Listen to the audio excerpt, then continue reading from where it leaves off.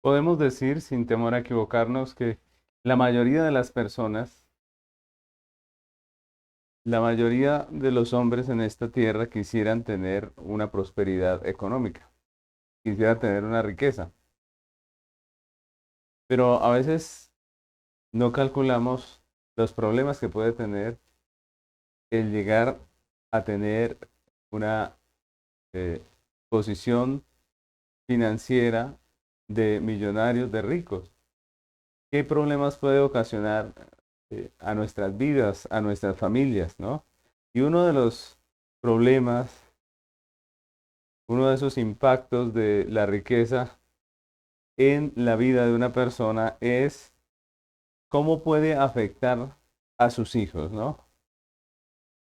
El impacto que pueden tener las riquezas en el corazón de los hijos, ¿no? Que muchas veces en vez de ser algo bueno termina siendo perjudicial, termina siendo negativo, malo. Nosotros sabemos que en realidad el dinero no corrompe al hombre. Desde la caída el hombre es pecador, está corrompido su corazón. Pero el dinero, aunque no lo corrompe, sí le brinda al hombre las posibilidades de hacer cosas que sin él le sería imposible, ¿no? Entonces prácticamente lo que hace el dinero es avivar la corrupción del hombre. Y yo creo que la mayoría de nosotros hemos oído con tristeza en las noticias el terrible desenlace de la vida de algunos hijos de estrellas del cine, de la televisión, de la música, de personas de renombre, porque el dinero en vez de ser una bendición para sus hijos terminó siendo eh, un punto negativo, ¿no? Terminó avivando el pecado de estos jóvenes y terminaron ellos muy mal, ¿no?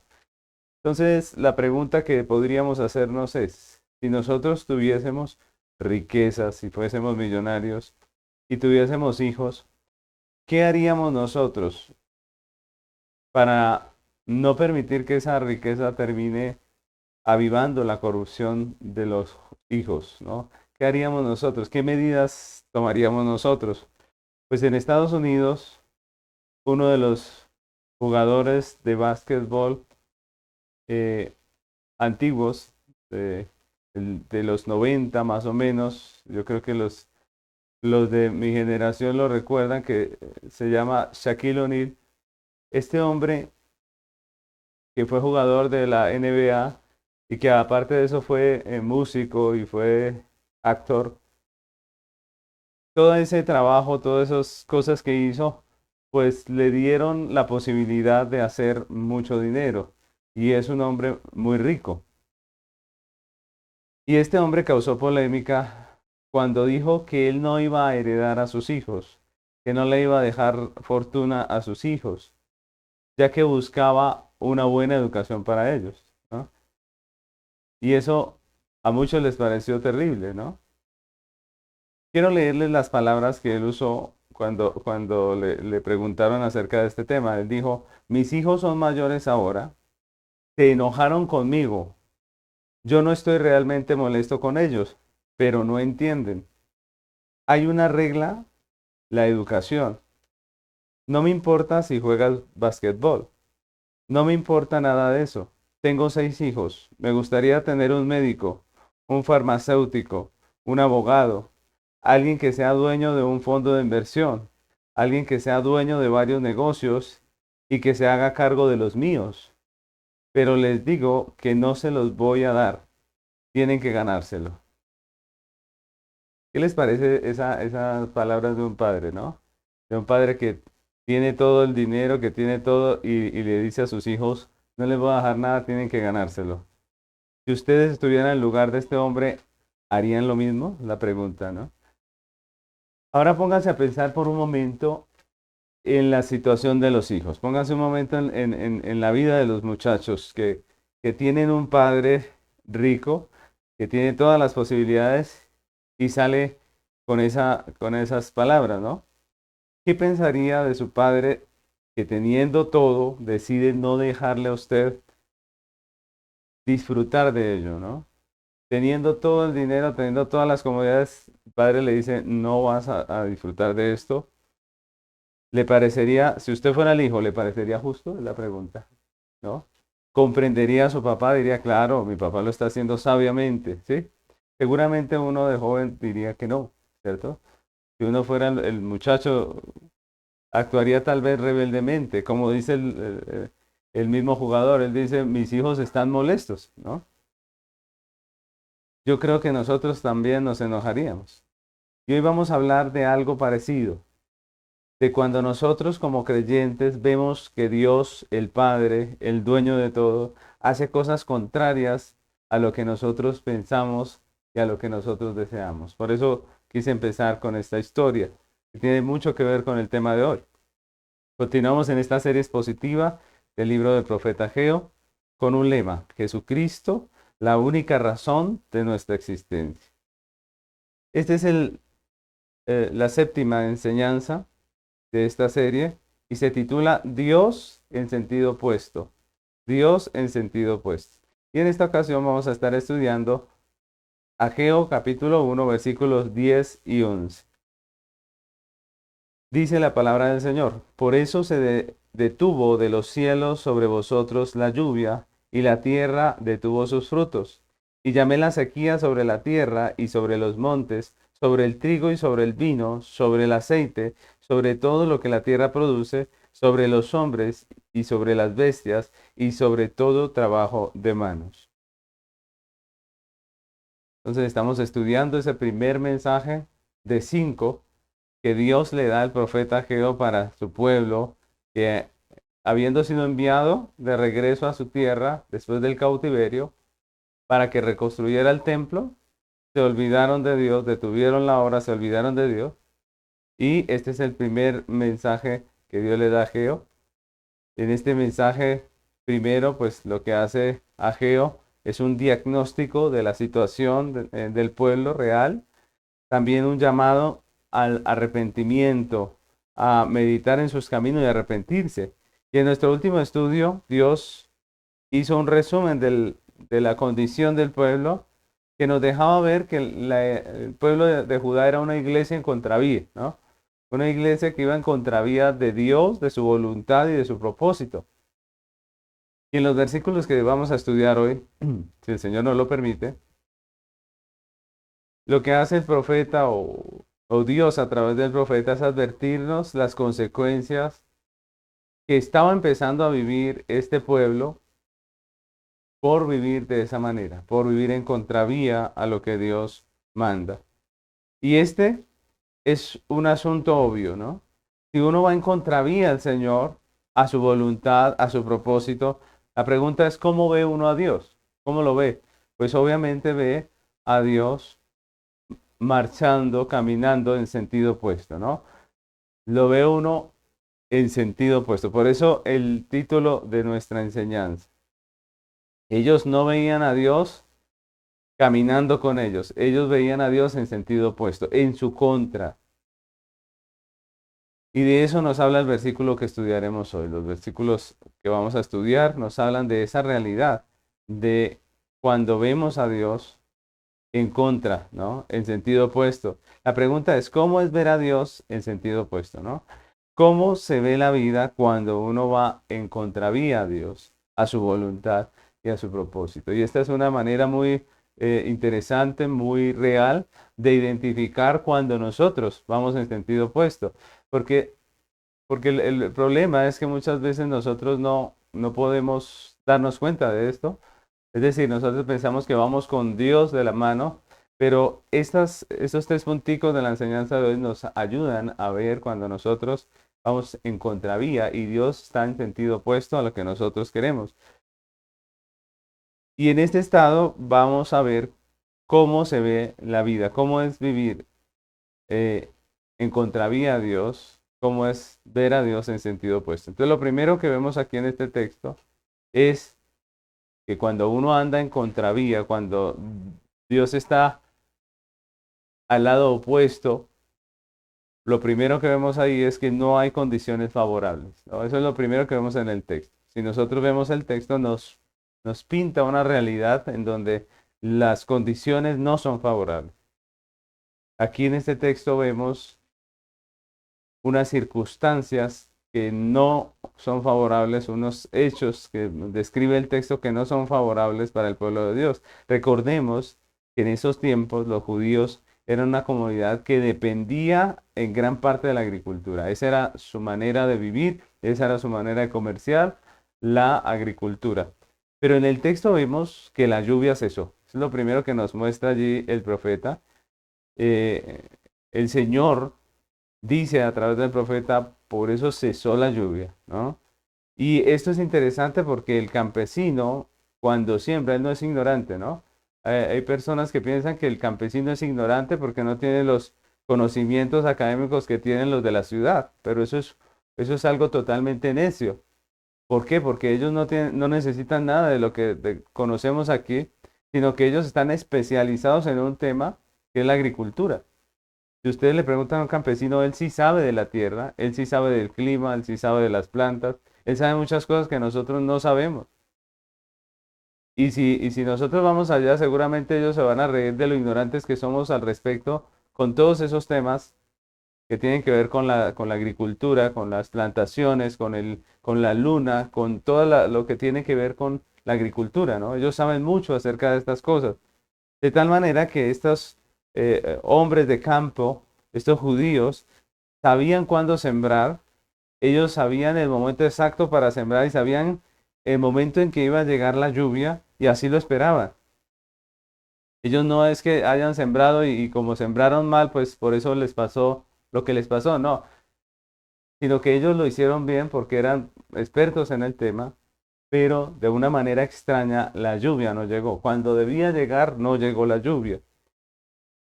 Y en momentos así surge en nuestro corazón una serie de preguntas. Cada vez que hay una situación difícil, cada vez que las cosas no salen como uno piensa, cada vez que las condiciones no son favorables para lo que uno quiere hacer, pues uno se pregunta muchas cosas, ¿no? Uno dice, ¿qué pasó?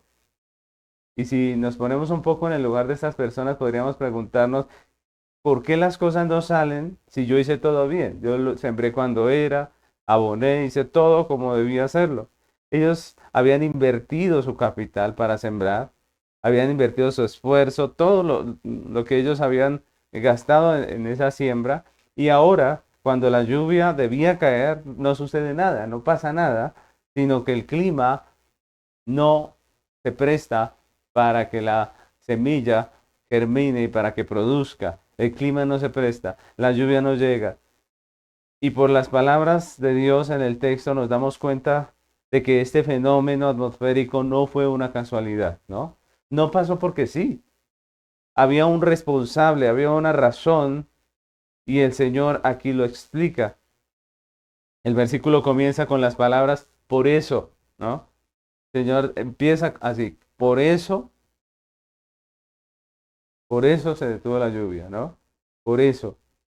Y esa palabra, esas dos palabras sencillas indican una razón, ¿no? Y eso es importante porque nosotros los pecadores siempre estamos buscando la razón, el por qué. Dios lo sabe.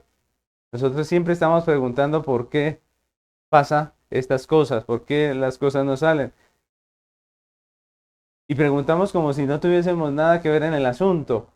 Y a veces es una pregunta con la que lo que intentamos es quedar nosotros bien, como inocentes, como que nosotros no hicimos nada, y tratar de culpar a Dios por la situación, ¿no? Esa es prácticamente la dinámica de nuestras preguntas, ¿cierto?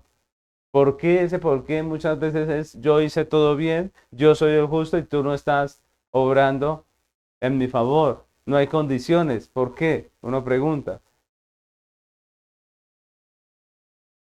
Y esa es una manera de tratar de esquivar nuestra responsabilidad y de culpar a Dios. La pregunta es, ¿a qué se refiere Dios con esas palabras por eso? Si queremos saber lo que significan esas palabras, pues tenemos que ir al versículo anterior. Les voy a leer el versículo 9, que era el versículo que estaba antes del que estamos estudiando, y dice, por cuanto mi casa está desierta y cada uno de vosotros corre a su propia casa. Ahí está la razón. ¿cierto? Por cuanto mi casa está desierta y cada uno de vosotros corre a su propia casa. Y luego sí dice, por eso se detuvo de los cielos sobre vosotros la lluvia. Y aquí vemos que sí había una razón, sí había un porqué, había una razón por la cual el Señor detuvo la lluvia y no era precisamente culpa de Dios. Fue el pecado de ellos la razón por la cual el Señor detuvo la lluvia. Fue la actitud de ellos contraria a la voluntad de Dios lo que hace que Dios cerrara los cielos y que no hubiese lluvia. Y alguno podía ver esto como un castigo de Dios, ¿no? Dios los castigó por su manera de ser contraria a la voluntad y el propósito de Dios.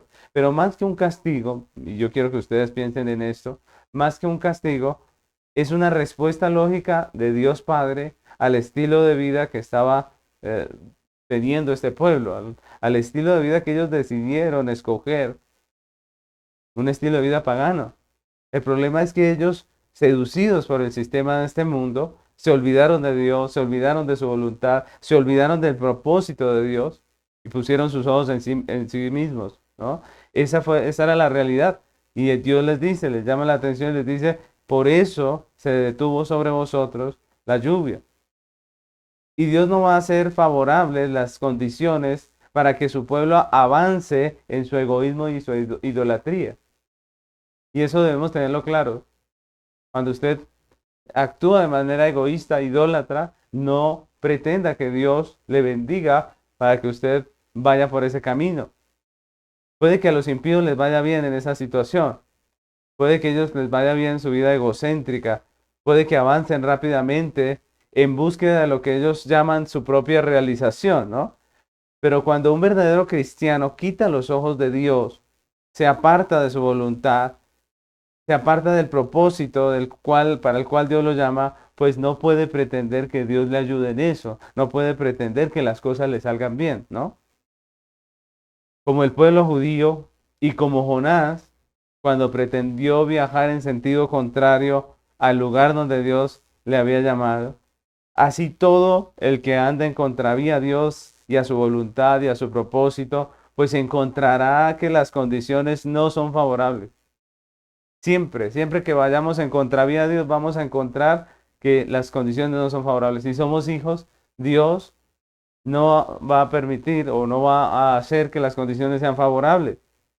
Recordemos lo que dice Jonás, capítulo 1, versículo 3 y 4. Dice, Jonás se levantó para huir de la presencia de Jehová a Tarsis y descendió a Jope y halló una nave que partía para Tarsis y pagando su pasaje, entró en ella para irse con ellos a Tarsis, lejos de la presencia de Jehová. Pero Jehová hizo levantar un gran viento en el mar, y hubo en el mar una tempestad tan grande que se pensó que se partía la nave. El hombre subió al barco y pensó, me voy a alejar tranquilo. Pero cuando él sube, viene una tempestad terrible. ¿Ustedes recuerdan qué pasó aquí en este texto? Pasó que esa tempestad fue la que inició todas las cosas para que al final Jonás fuese tirado al mar, ¿no? Ese es el desenlace de esta tormenta. Cuando ellos ven que la nave se va a partir, buscan, indagan a ver por causa de quién las cosas estaban así, encuentran que es Jonás y terminan lanzándolo por la borda. Y aquí, como en el libro de Ageo, el clima estaba perfecto hasta que Jonás decidió ir en contravía a Dios y a su propósito.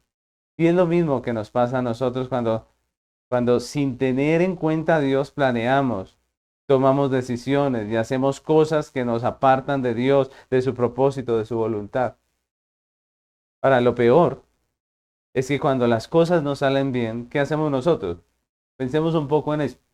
¿Qué hace usted cuando las cosas no le salen bien? Cuando las condiciones no son favorables, cuando usted se da cuenta que Dios no está aprobando eso. Somos tan necios que en lugar de entender y arrepentirnos y enderezar el camino, oramos pidiendo a Dios que nos ayude, que nos apareje las cosas para lograr nuestros fines egoístas, para lograr aquello que nos aparta. Y sin darnos cuenta, le estamos diciendo al Señor, le estamos pidiendo muchas veces que nos ayude a alejarnos de Él un poquito más, ¿no? sin darnos cuenta, sin decirlo así obviamente, es lo que estamos pidiendo. Y pretendemos que Dios nos oiga, nos responda favorablemente y tengamos éxito en nuestras cosas, ¿no? Somos como los hijos del basquetbolista, nos enojamos, no podemos entender por qué Dios, el dueño de todo, el que tiene todo para darnos a nosotros, pues sencillamente decide no hacerlo, no apareja las cosas para que nosotros logremos lo que tanto queremos, ¿no? Decimos, ¿cómo es posible, no? ¿Cómo es que Dios, teniéndolo todo, cómo es que Dios, que es el dueño de todas las cosas, no nos ayuda y no nos provee para hacer lo que nosotros queremos? Pues la respuesta es sencilla. Dios no está interesado en darnos todo lo que deseamos. Dios no está interesado en eso. Dios nos está educando, nos está enseñando a vivir para su gloria. Y esa es la realidad. Dios nos está enseñando a poner los ojos en lo que realmente vale, a hacer tesoros en el cielo, a invertir nuestros esfuerzos, nuestra pasión, nuestra vida en lo que realmente tiene trascendencia, en la gloria de Dios. Mis hermanos, si caminamos en contravía a Dios, a su voluntad, a su propósito, pues no esperemos condiciones favorables, no esperemos que todo nos salga bien. No esperemos que las cosas se aparejen para que nosotros andemos tranquilos por ahí, por ese camino, porque ese no es el camino. Así que estamos contestando la pregunta, ¿cómo es ver a Dios en sentido opuesto? ¿No? ¿Cómo se ve la vida cuando vamos en contravía a Dios? Y en esta condición, lo segundo que percibimos es que no hay fruto del esfuerzo, ¿no? Lo primero es que las condiciones no son favorables, pero ahora vemos que no hay fruto del esfuerzo. Si nosotros continuamos estudiando nuestro texto, vemos que el texto nos dice que la tierra detuvo sus frutos. No solamente dice que no llovió, que la lluvia se detuvo, sino que la tierra detuvo sus frutos. Y el fin de la siembra siempre la cosecha. El campesino siembra para cosechar.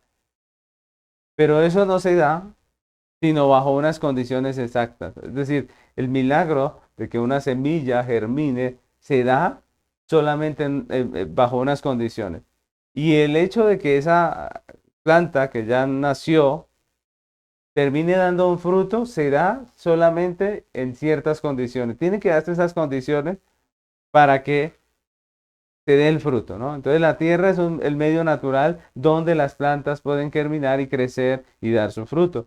Pero para que la tierra sea adecuada para la germinación de las semillas, debe cumplir con ciertas condiciones. Condiciones como la humedad, es decir, la tierra debe estar húmeda, pero no encharcada tampoco, ¿cierto? Para que la semilla pueda absorber el agua y activar el metabolismo, que es esa parte que Dios puso dentro de ella, eso misterioso para nosotros, que puso Dios allí, que hace que la semilla nazca, crezca y sea lo que después conocemos como una planta.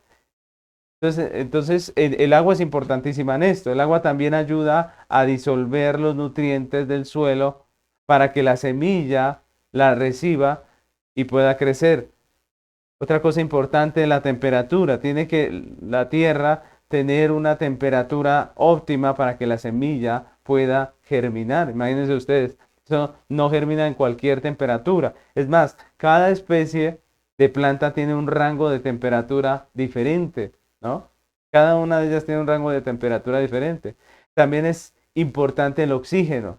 La planta debe, o la semilla debe recibir oxígeno. La tierra debe estar aireada para que esas semillas puedan respirar. Y el oxígeno también evita que la semilla se pudra. Y por último, los nutrientes. La tierra debe ser rica en nutrientes esenciales para el crecimiento de las plantas y eso incluye una cantidad de nutrientes como el nitrógeno, fósforo, potasio, hierro, magnesio. Todas estas cosas tienen que estar allí en la tierra para que la semilla se dé y para que la planta pueda producir un fruto. Así que realmente, mis hermanos, el hecho de que una semilla germine y el hecho de que la planta dé un fruto, pues prácticamente es un milagro. Son una serie de condiciones que se deben dar para que la semilla pueda producir una planta y para que esa planta a su vez pueda dar fruto. La pregunta es, hablando del campo, en el campo, ¿quién puede hacer que todas esas condiciones se den? ¿Quién es el que hace que eso se dé, que todo esto quede perfecto para que se dé la planta? Pues obviamente la respuesta es Dios, ¿no? Tal vez en un vivero se puede simular el clima perfecto y se pueden hacer muchas cosas, pero cuando estamos hablando del campo dependemos absolutamente de Dios. Y como no habían condiciones para que eso se diera allí en el campo, pues sencillamente la tierra no pudo cumplir su función, ¿no? No pudo cumplir su función. O como dice el texto, la tierra detuvo la producción, detuvo el fruto.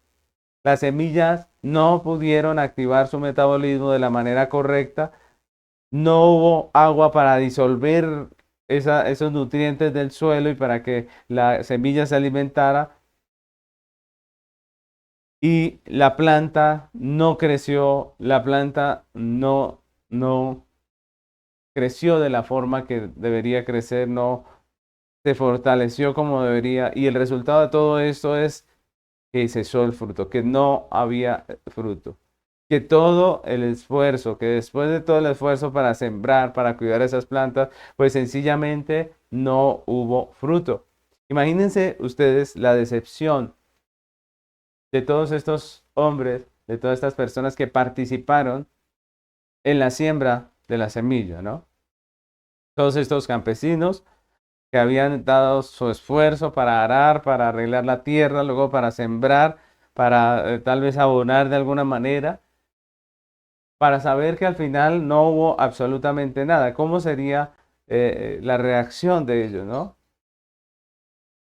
Imagínense la situación. Ahora, aquí volvemos a la pregunta, ¿no? Aquí volvemos a las preguntas. Los hombres volvemos a las preguntas. ¿Qué pasó? ¿Cierto? ¿Por qué no hay fruto después de tanto esfuerzo? ¿Qué pasó? Y la respuesta sigue latente allí, ¿no? Por cuanto mi casa está desierta y cada uno corre a su propia casa. Y aunque el pueblo se preguntaba el porqué de esa situación, en realidad lo que estaba pasando allí no era nada extraño o ajeno para ellos. Era más bien el cumplimiento de lo que Dios ya había hablado a su pueblo, de lo que Dios ya había dicho. Si el pueblo de Dios vivía para hacer su voluntad, para cumplir su propósito, el fruto no faltaría. Esa era la promesa de Dios. Miren Levíticos 26, 1 al 5, vamos a leer. Levíticos 26, 1 al 5 dice: no haréis para vosotros ídolos, ni escultura, ni os levantaréis estatua, ni pondréis en vuestra tierra piedra pintada para inclinaros a ella, porque yo soy Jehová Dios, Jehová vuestro Dios. Guardad mis días de reposo y tened en reverencia mi santuario, yo Jehová. Si anduviereis en mis decretos y guardareis mis mandamientos y los pusiereis por obra, yo daré vuestra lluvia en su tiempo y la tierra rendirá sus productos y el árbol del campo dará sus frutos. Y vuestra trilla alcanzará a la vendimia y la vendimia alcanzará la semilla y comeréis vuestro pan hasta saciaros y habitaréis seguros en la tierra, en vuestra tierra. Mis hermanos, el texto es claro. El creyente vive bien, en contentamiento, en alabanza, cuando su vida se trata de Dios. Cuando el propósito es el de Dios, cuando la voluntad es la de Dios. Pero el Señor también había advertido lo que pasaría si ellos decidían vivir en contravía a Dios, ¿no? En contravía a su voluntad, a su propósito. Y las cosas serían totalmente diferentes. Les quiero leer Levíticos 26, ahí mismo, pero el versículo 14, vamos a leerlo hasta el 10 y hasta el 21, vamos a leerlo. Dice: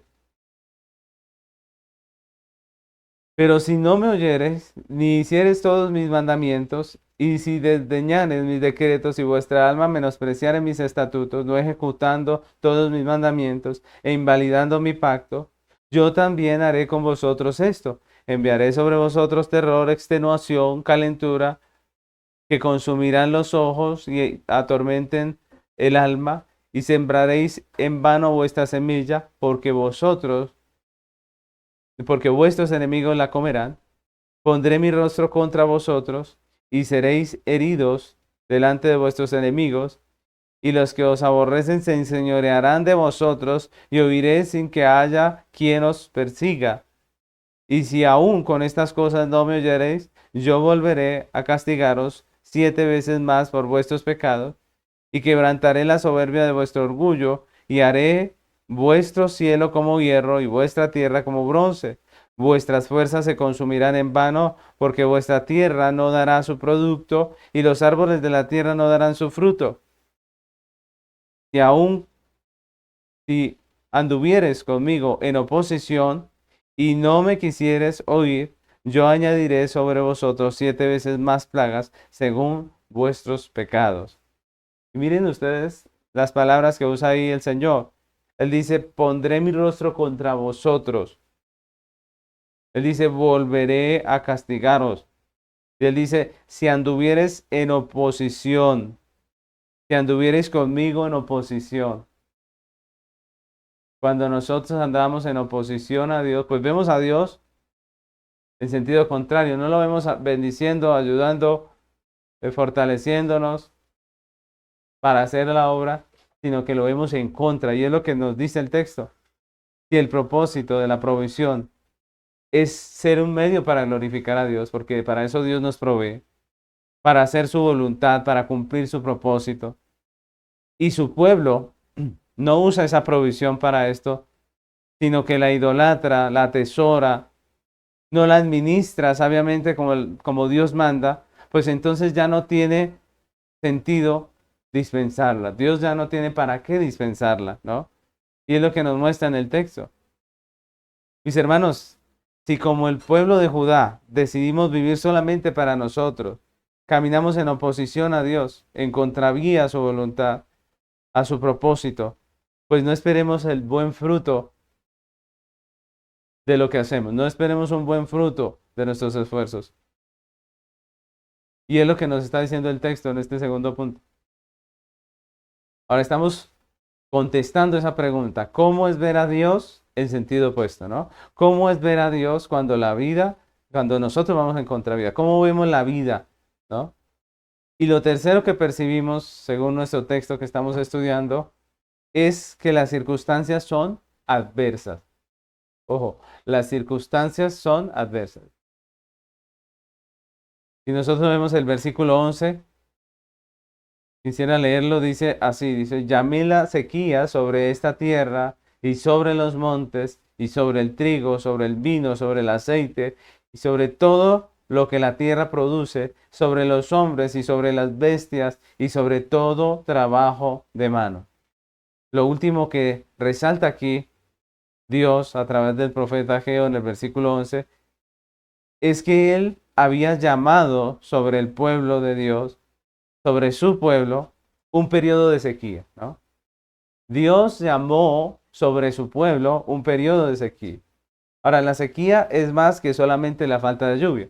La falta de lluvia puede darse, sin embargo, el clima, aunque no esté lloviendo, el clima puede ser favorable a las plantas, en el sentido de que no hace sol, ¿no? Pero cuando hablamos de sequía, es más que solamente la falta de lluvia. Es un periodo prolongado de tiempo seco, caracterizado por una escasez de nubes, que hace que el sol obviamente golpee directamente y queme, reseque la tierra y queme las plantas en muchos casos, ¿no? Es decir, aquí las condiciones no solamente no eran favorables para ellos, para que se diera el fruto, sino que la sequía representaba una circunstancia adversa. ¿Enviada por quién? ¿Qué dice el texto? ¿Quién dijo que iba a enviar la sequía? Dios. Enviada por Dios para los judíos que eran agricultores y que veían cómo sus cosechas prácticamente se secaban y se quemaban, ¿no? Y eso es tremendo, ¿no? Aquí volvemos y quedamos en las mismas. Uno dice, pero si somos el pueblo de Dios. Y el texto habla de la afectación de la sequía sobre los principales productos que hacían parte del comercio del pueblo judío. ¿Cuáles son esos? El texto dice sobre el trigo, sobre el vino, es decir, sobre los viñedos, Sobre el aceite, es decir, sobre las plantas de olivo. Recuerden que el olivo era muy cosechado allí en esa zona, era una parte muy importante de la economía de los judíos. Y dice, y sobre toda planta en general. Entonces, vemos cómo esa sequía vino sobre las finanzas del pueblo judío de una manera agresiva. Una cosa que uno dice, estamos en la ruina, ¿no? Cuando estas personas habían sembrado todas estas cosas y de repente viene la sequía, pues ellos van a estar en una situación muy tremenda. Ahora, si nosotros miramos el contexto, al parecer la sequía había empezado hacía unos cuantos meses, porque hemos visto que este pueblo todavía podía cosechar. Recuerdan que dice que ellos sembraban mucho y cosechaban poco. Ellos todavía podían cosechar algo. Y aunque era poco, pues ellos tenían todavía comida, porque dice el texto que ellos comían y bebían. Y es más, incluso parece ser que ellos todavía tenían algo en el granero guardado, que es lo que Dios también les dice que va a disipar. Entonces miren que todavía no estaban muriendo de hambre, ¿cierto? Todavía tenían, pero lo que pasa aquí es que el futuro se veía terrible, ¿no? La pregunta es qué vamos a hacer más adelante. Si hay sequía, si no va a haber fruto, ¿qué va a hacer de nosotros, no?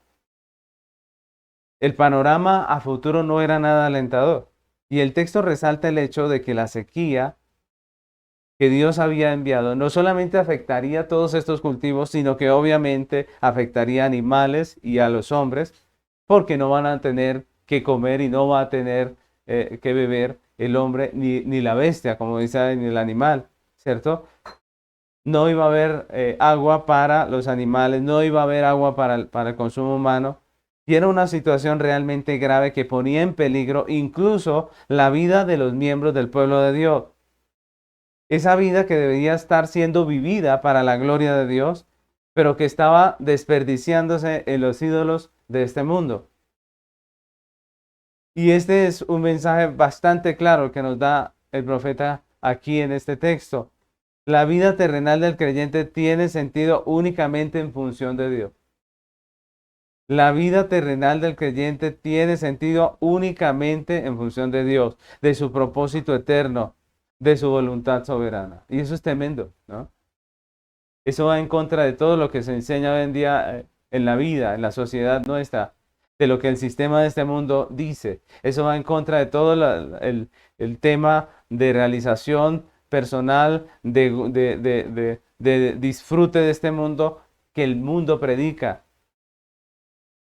E incluso muchas iglesias cristianas, ¿no? La vida cristiana tiene sentido solamente para la gloria de Dios, para hacer su voluntad, para cumplir su propósito.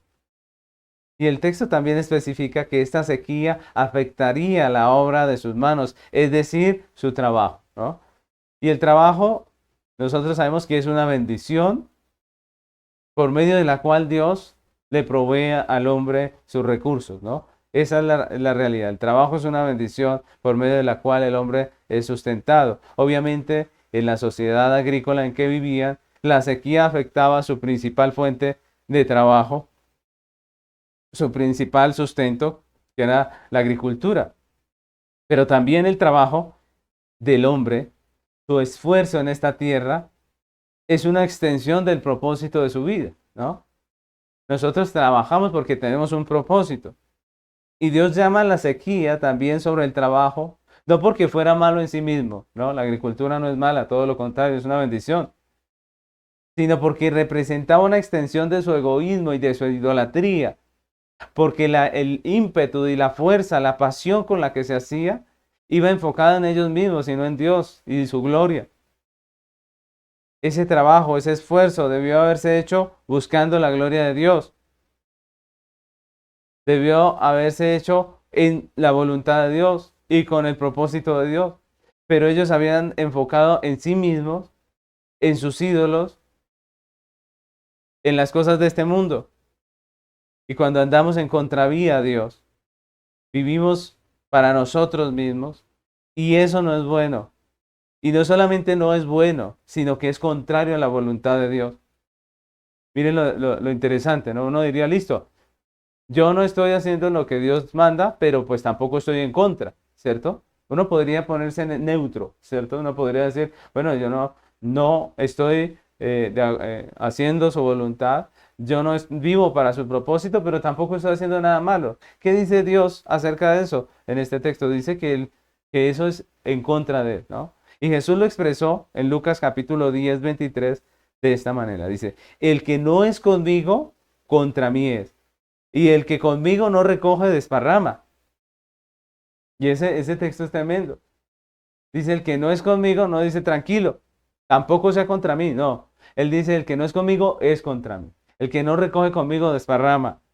Y con estas palabras, Jesús quiso mostrar a sus oyentes que no había término medio entre seguirlo y rechazarlo. Quien no está de su parte, dice el Señor, está en contra de su obra y de su voluntad. Y por eso, cuando andamos en contravía a Dios, no solo las condiciones no son apropiadas, como veíamos en el primer punto, sino que además son adversas, como la sequía que envió Dios a Judá. Miren, las condiciones no solamente no son buenas, sino que las circunstancias llegan a ser adversas. Vemos a Dios como contra nosotros, contra lo que hacemos, contra nuestros proyectos. Nosotros amontonamos y como dice el texto, Dios lo disipa.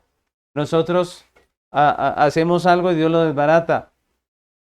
Y esa es una característica muy importante de cuando andamos en contravía.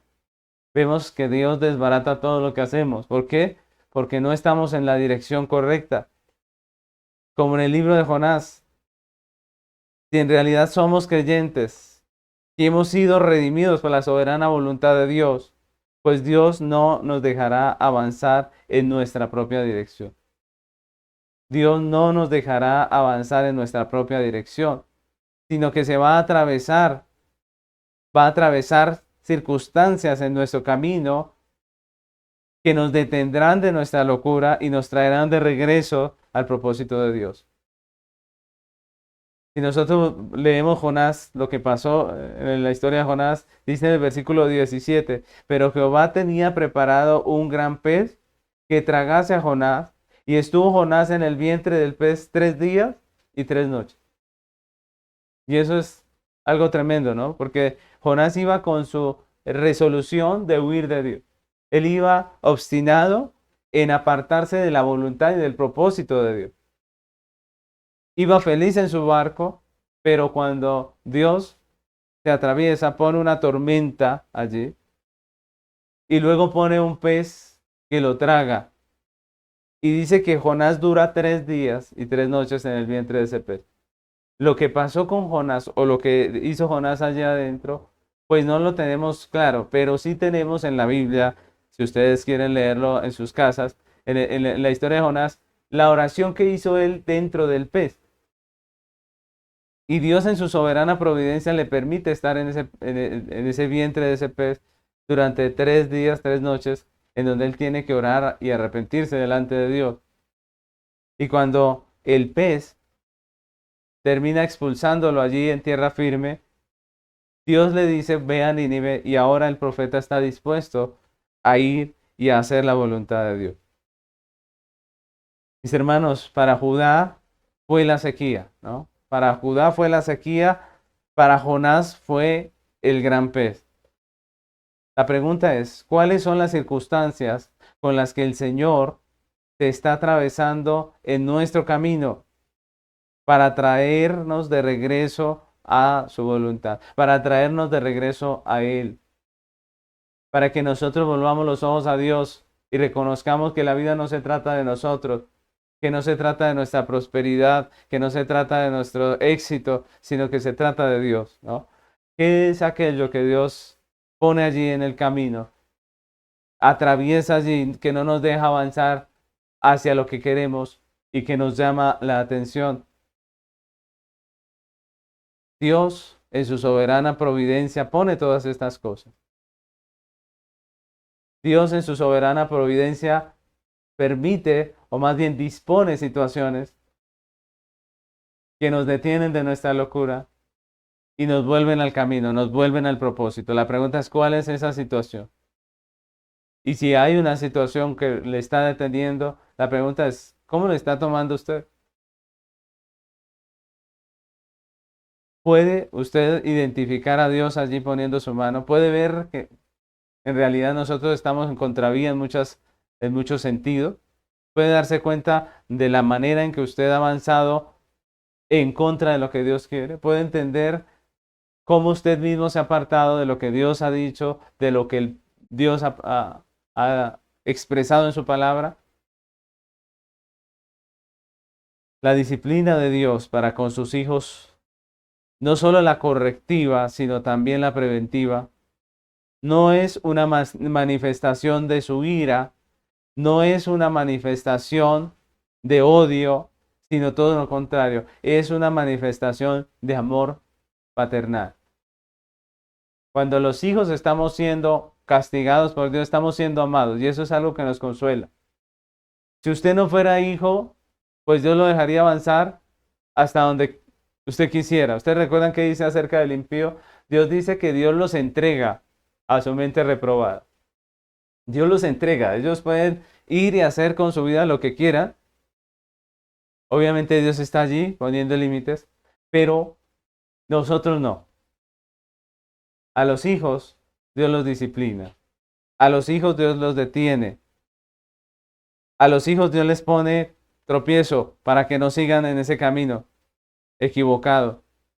Y eso es un consuelo. Cada vez que estamos siendo disciplinados por Dios, cada vez que Dios nos detiene de nuestra manera de vivir, pues debemos sentirnos amados. Debemos sentir que Dios en su misericordia nos amó, en su providencia, en su gracia, decidió amarnos a nosotros.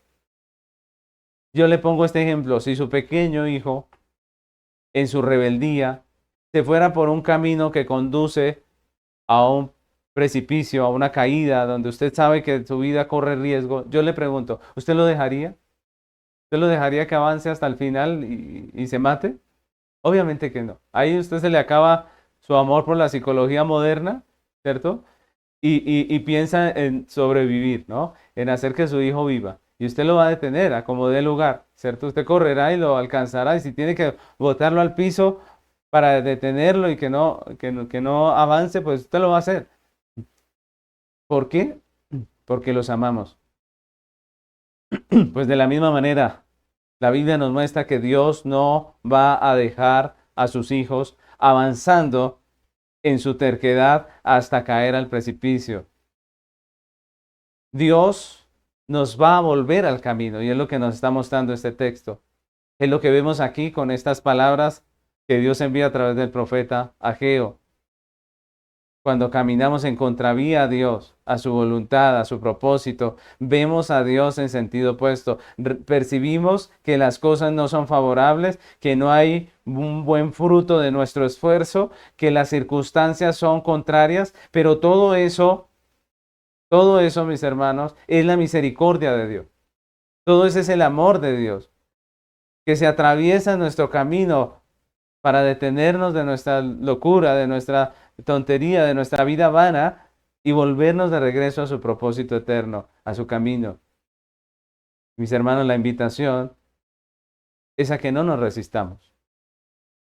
¿Podríamos resistirlo? Claro, podríamos taparnos los oídos hoy, hacernos como que esto no es conmigo, pero la invitación es a no resistirnos, a no perseverar en nuestra terquedad, a abandonar nuestro egoísmo, nuestra idolatría, nuestro apego por las cosas de este mundo y a volver nuestra mirada a Dios, a su propósito. La razón por la que vivimos aquí es Dios. La razón por la que deberíamos existir aquí es su evangelio. Estamos aquí para predicarlo, para que anunciéis las virtudes de aquel que os llamó de las tinieblas a su luz admirable. Estamos aquí para hacer su voluntad, para cumplir su propósito. Dejemos de estar escuchando la voz del sistema de este mundo que nos dice, nos manda o nos llama a soñar con nuestras propias cosas, con nuestra propia vida, con nuestra propia realización aparte de Dios. Apartémonos de esa agenda del mundo que nos llena de afanes y de cosas y que no nos permite hacer aquello para lo cual Dios nos trajo a este mundo, que es para vivir para su gloria, para hacer su voluntad, para hacer su propósito, para cumplirlo.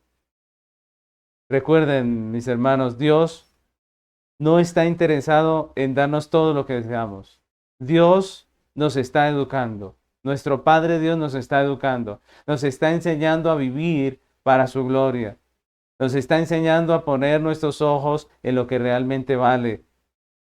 Nos está enseñando a hacer tesoros en el cielo, a invertir nuestros esfuerzos, nuestra lucha, nuestra pasión, nuestra vida en lo que realmente tiene sentido, en su gloria, en su propósito, en su evangelio.